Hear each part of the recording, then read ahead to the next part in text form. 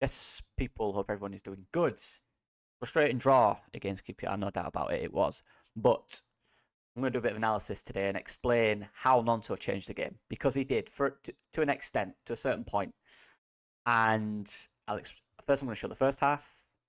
That's the first half. And why there was an issue. And how Gnonto came in and how that role he was given changed the team. And this is the problem for me in the first half, was the wide areas. There is little threat. Farke's central players, his striker, for example, or his 10, they are not the creators in the team.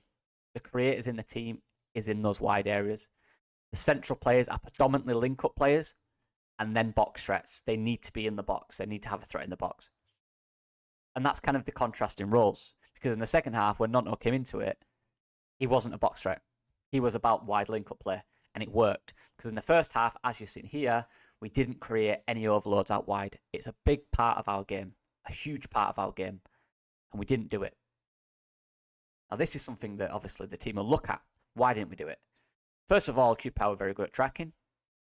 Pal was very good at following Dan James's run, and Sieto was very good at following Bogle, or vice versa. They tracked very well, as you can see from this video, this caption here.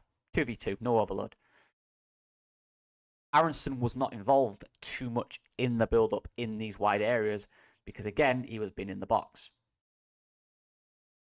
There we go, as you can see. Nothing on, we had to go back. That was a constant theme. Same again. And this is one thing I didn't like about the first half as well. This personal issue is personal for me. I don't like this. 1v1s, look at Dan James. Dan James, for me, yesterday was too hesitant in 1v1 situations. A lot of the time he came inside, where they had more numbers, or he tried to come inside, then went on the outside. But at that point, there was little space and little opportunity. Now, this is the key point, and look at where Arronson and Bogle are. Bogle's made that run, right, that underlap. Dan James has hesitated to give the ball, and in that little hesitation, Sieto has got back and he's tracked Bogle. So now Dan James in a 1v1. He's got to take the man on, he's got to get a ball into the box. Right. The problem is, the way we play, if you're relying on crosses in 1v1 situations here, you need good box runners. And we do not have it. Joe Perreault, here, Joe Perreault is good at finding a space in the box. But he thrives more on cutbacks. Cutbacks are crosses from kind of this area, right? If it's a high, wide cross, he's not got the power, the trajectory to get in the air, usually, and beat the defender. He's not got the quick movement to find a space in the box. The ball needs to go to him, and he'll finish it and he'll score. And then you've got Aaronson, our 10. And this is the key part. Our 10, or Farke's 10, and this is an important distinction. A Farke number 10 is a box threat. It's one of the key parts of their play. They can build up deeper in wide areas, but the second they've done it, they need to get in that box. And the creativity from the wingers and the fullbacks is key in the wide areas to create a cross or an opportunity. Arronson is in the box. That's fine. But again, unlike a usual Farke number 10, that Arronson is not a box threat. He's not good in the air. He's not a great finisher. He's not a presence in the box. His movement in the box isn't great. So what you're left with out wide was a lot of crosses coming in to nothing because there's no good movement in there. And that was the problem. We got a lot of good crosses into the box, but we don't have a box threat. We don't have that 10 profile that can score from in the box. We don't have it. Arronson isn't that. Gnonto isn't that. They're good in their own ways, but they're not that. So crosses from deep kind of come pointless. So that's where we have to be creative in wide areas, and that's where Gnonto came into the game in the second half and created overloads out wide. Another situation, 2v2, as you can see. Another one here. Dan James has to commit 1v1. He has to go out wide. Just below my head there, you can see. Call back. Yeah. This is crying out for it. Bogle's made that run again. He's took the winger away. You're 1v1. You have to beat your man. You have to drive into the box. He cuts inside into 2. Why? For what? Loses the ball. Now this man, Gnonto, how he changed this. How he allowed us to create overloads out wide. Because that was the key part. That's what he did. That's what Aaronson wasn't doing. Now again, here we go. So Aaronson came out, Gnonto came in. The first thing Gnonto did, and the first thing we did as a team, and this is instruction, Daniel Farke told Gnonto, attack that fullback. Get at that fullback. And what's key is the position of Gnonto. Because James and Solomon was on the pitch. So Gnonto came in centrally. All of his movement and all of his good stuff came from wide areas. Traditionally, Daniel Farke, number 10, as I've already explained, Jesus, doesn't do that. They don't stretch the back line. They don't stretch the fullbacks. They are box players. They build up through the middle, then they go out wide. And that's where the fullbacks and the wingers combined. They are around the box. But because we've got different profiles and we've not got the players in the box to do anything from crosses, Daniel Farke clearly went, no, right. Overloads out wide, let's go. Run at them. Get at them. 3v2s, all that. First thing Gnonto does, his first interaction, he's in the central area, he stretches beyond. Now you might think that's not doing much, and that you'd be true, but it's doing something. It's different already. Because as you can see, Dan James now has switched with him. He's gone centrally, and Gnonto has gone into that wide area. It's giving them something to think about. This is the key part. In that red circle, you have our right back, Bogle, our right winger, Dan James, and Gnonto, our 10. So all three of them are on that right side. How many times in the first half, not just including my screenshots, but go look. Look how many times any of our players were on that right side. The only two ever, apart from maybe one or two situations, were Bogle and James. And they dealt with it. Because it was 2v2, easily. Now, we've brought Gnonto in. Daniel Farke has just told him, attack that right side. We'll create overloads. There it is again. We're building the play up. Look where Gnonto is. High on that right. Which means Dan James is already high. Which means Bogle's inverted.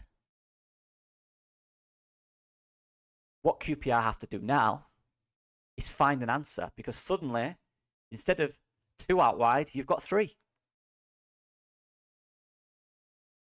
What do you do? And this is for the goal. This is the build-up for the goal. Just watch what Gnonto does here.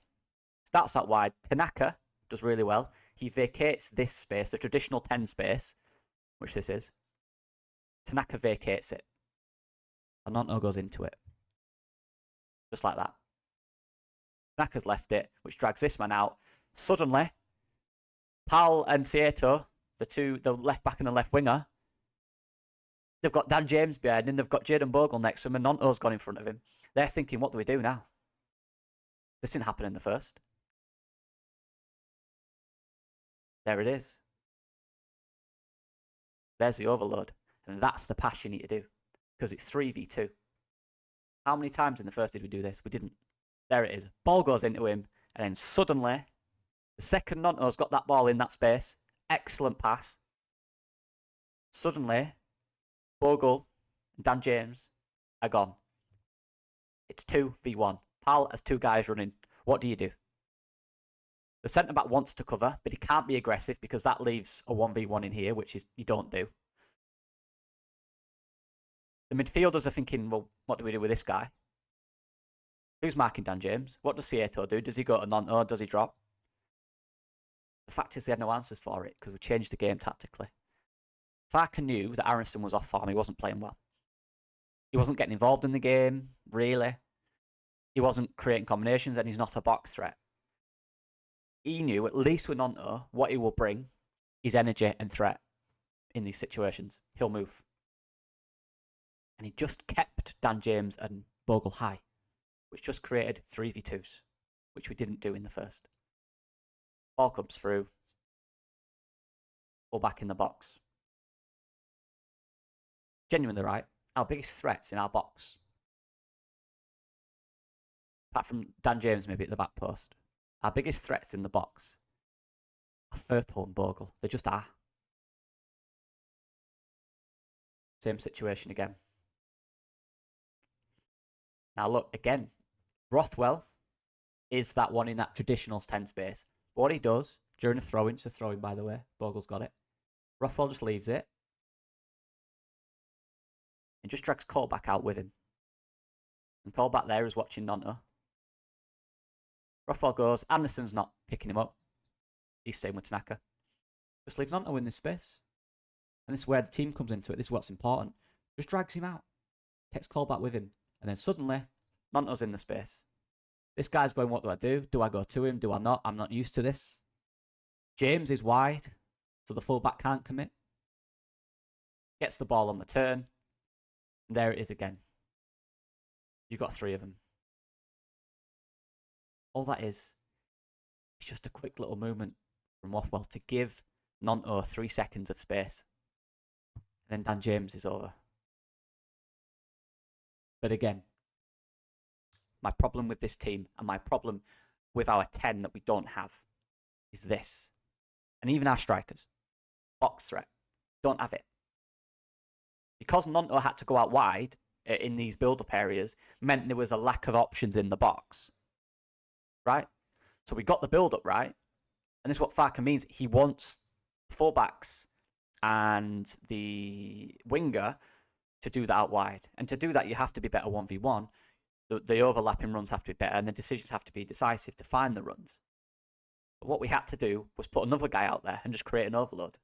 But that meant there was less in the box. But then again, Aaronson in the box in the first was nothing because his movement, he isn't a box player. He isn't, is he? He's not going to do him much in the box.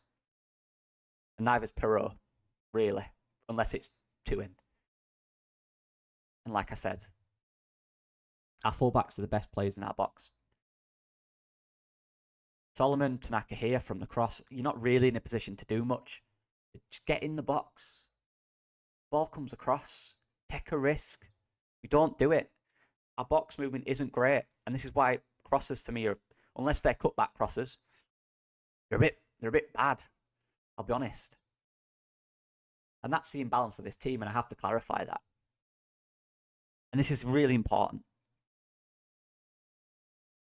A 10 in this system, in a Daniel Farke, and this is not me saying this, go and look. Go and look at every player he's played in that role.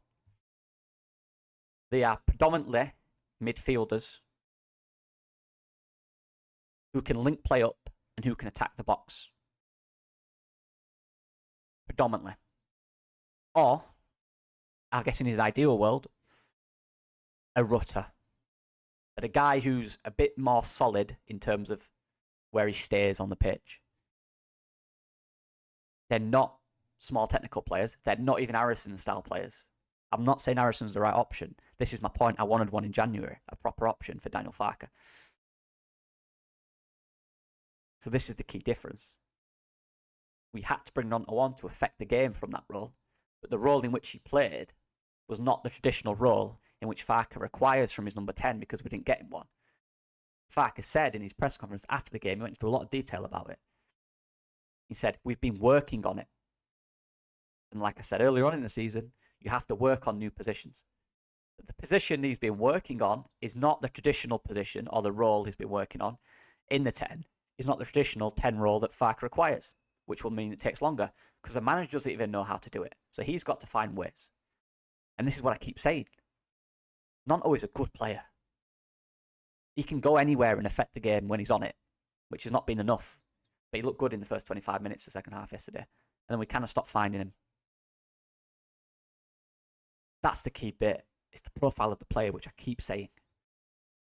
I've already seen it online to Joe and stuff like that. Boy, wingers can't play in the 10. The role is so adjusted. And that's why the solution shouldn't have been that. Arronson needs to be better, but he's not the traditional 10 either. I don't know what that narrative is. That Arronson, he's playing there because Rutter left and we didn't replace him. He's not the ideal role for him. He does a good job in certain ways. Of course he does. But in certain ways he doesn't. That's the same for Gnonto. Gnonto's really good in little intricate build-up spaces. He's a really good combination player as well, as we saw. Clearly a decent way to pass. But he's not a box threat when he's doing that. We don't have that profile. I have to keep clarifying that.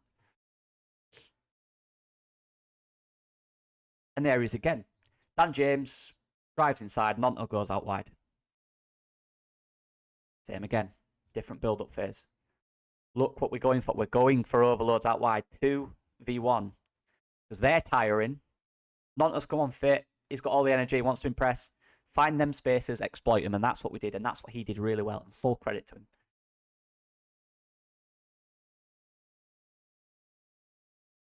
Doesn't work out.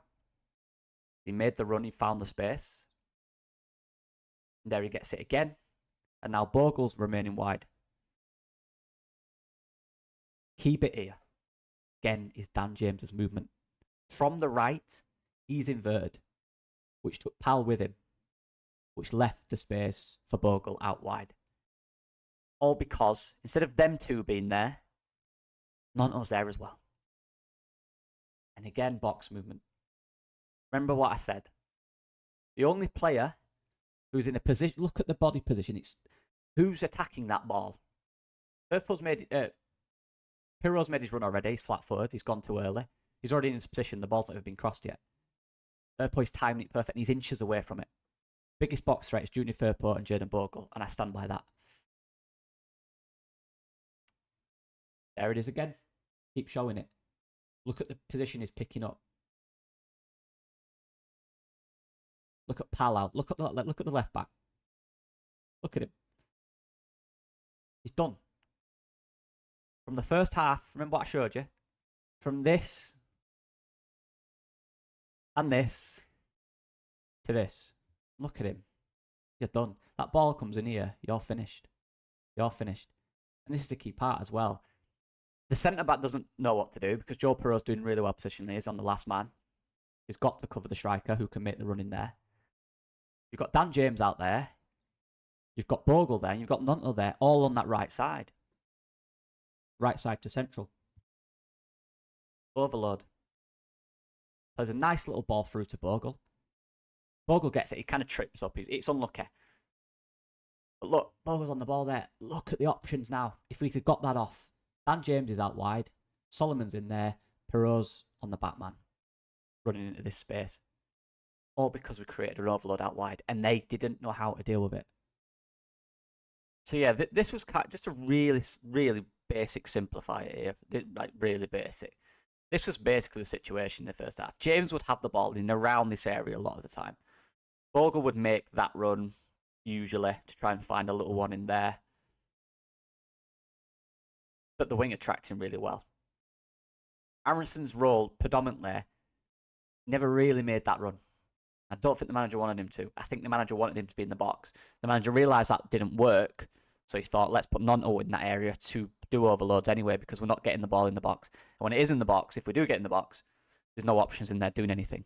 So Aaronson doesn't really need to be in this game. Let's put Gnonto on who can actually do something specific and affect the game in wide areas, right? You kind of got this, as you can see, there's nothing really on, unless it's about 1v1s and the man beats his man, which he didn't really do in the first half. But when he did, like I said, he put good crosses in, but we had no box threat. So what was the point? They changed it, and this is the change. Arronson comes out. Gnonto comes in. Already, just from his position, you can see the difference. Right? Already. Whether it's there, whether it was Bogle there, whether it was James there and Bogle there, Gnonto there, you can, and a little ball through from one of the defenders here, you can already see the difference between the guy being in the box and the guy being here. Bogle wasn't always making that inverted run in the second half as well, that has to be said. A lot of times Bogle would come into feet, or Bogle would be really wide, and James might make that run in there, Gnonto might go in there. Now it's a bit more of a threat, because now this has to ask questions, and then you've also got Pirro alone. So, and also what that did in turn, because that centre-back had to come across, the full-back had to cover, so Solomon would cover with the full-back, which meant Junior Firpo could attack more. It all works 1-in-1. So this worked because of that reason, as you can see.